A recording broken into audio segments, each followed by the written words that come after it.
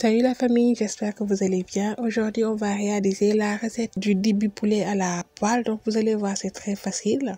Donc, après avoir bien lavé notre poulet, on le découpe en morceaux. Donc, salam mbokk yi tey ñu ñëw rek defal benn dibi poulet à la poêle wala ak cin ku mu neex. Voilà, donc mu nekk recette bu gaaw boo xam ne yomb na te du la jëlal temps bu bari aussi. Voilà, donc là, on va venir y mettre un peu de sel. Donc ñu ñëw assaisonner ko tuuti rek ni yéen a ma gën a xam. Voilà, donc là on y met un peu de curcuma, du gingembre moulu, de la coriandre moulue, du paprika, du garlic plus. Donc j'adore cette épice comme vous voyez dans mes recettes. Donc mettez-y les épices que vous voulez. Donc c'est juste pour pouvoir mariner notre poulet. Là donc j'y rajoute un peu de sauce soja. Donc moi j'aime bien le mettre aussi donc dans mes marinades. Et là c'est un mélange d'ail, de poivre, d'oignon vert et de poivron vert aussi. Là on met un peu de vinaigre. Là on va venir y mettre du jus de citron. Donc vraiment pour la marinade, allez-y à votre goût, faites comme vous voulez.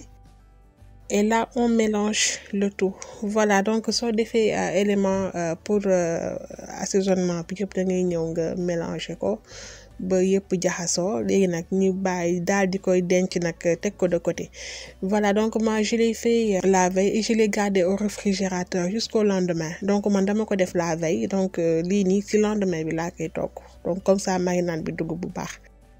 On va venir nous occuper des pommes de terre. Après avoir donc bien épluché et lavé nos pommes de terre, là on les coupe en grands quartiers. Donc dañuy ñëw dagg ko ay frites yu dijj rek parce que au four laa koy def saafuma ko directement. Et là on va venir donc l'assaisonner. Là je vais faire donc des frites au four. Là on met un peu de sel, un peu de paprika. Donc j'utilise pratiquement les mêmes épices que tout à l'heure. Donc même épices yi rek laa jëlaat ku mu si neex tamit bu nekkee am nga loo si yokk comme genre kaani bu mokk wala ñi nga xamante ne dañuy lekk épicé bu leen neexee mun ngeen ko si def. Ceux qui mangent épicé, vous pouvez y rajouter du piment moulu aussi.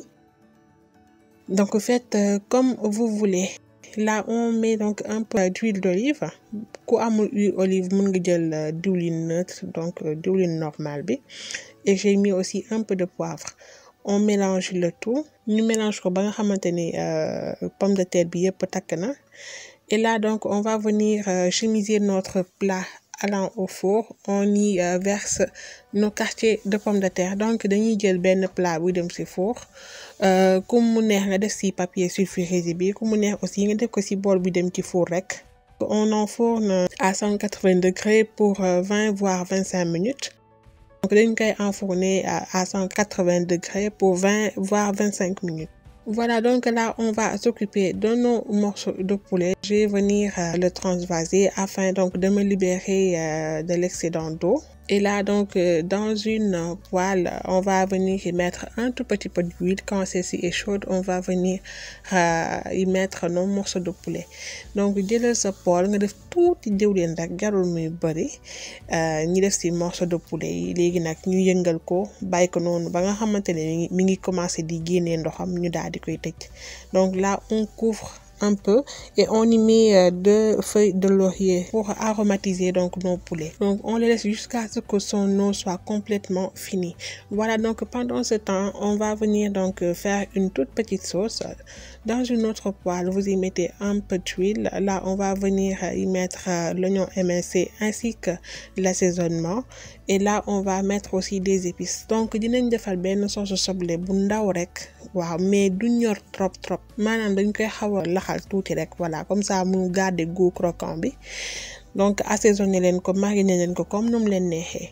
Voilà, donc la sauce elle est prête. Là on va venir donc faire une autre sauce mais pas cuite, donc seulement avec l'oignon cru. Donc ñi ñëw defar aussi beneen sauce soble boo xam ne kenn du ko togg. Donc soble bu ñorul bi kese lay doon, dañ koy mariner rek bàyyi ko noonu. Donc on va l'assaisonner à notre manière. Donc toujours avec du sel, de la moutarde, avec l'assaisonnement, un peu de citron, un peu de vinaigre aussi et un peu d'huile d'olive.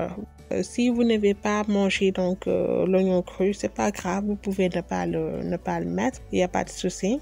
Voilà, donc à présent, vous voyez, l'eau est bien finie. On va le laisser donc un peu comme ça avec l'huile bien dorée. Et là, après, on va donc venir le mariner un peu pour avoir l'effet dibi. Là, on y met un peu de moutarde. Donc, gis ngeen noonu ndox bi jeex na dañuy ñëw nag bàyyi ko noonu ak diwlin bi tuuti rek ñu ko siy bërëng ba mu xaw a doore. Donc, ñu def si moutarde sauce soja def si marinade bi ak soble bu ñorul bi. Donc, on a mis l'oignon cru comme ça. Et là, à présent, donc, pour avoir l'effet dibi, on va venir y mettre du charbon. Donc, pour këriñ bi, dama jël papier aluminium teg si këriñ bi. Donc, on y met quelques gouttes d'huile. ñi def si tuuti diwlin pour comme ça saxaar bi day dugg si biir dina xeeñ ci yàpp bi. Voilà, donc c'est cette odeur là qui va s'imprégner dans nos poulets et nous apporter donc l'effet dibi qui à la base se fait avec du charbon de bois. Donc là pour notre salade, je vais y associer un peu de melon et aussi donc une orange. On a cette variété d'orange donc au Sénégal qui est très très juteuse, très bon et qui a un tout petit goût acide aussi.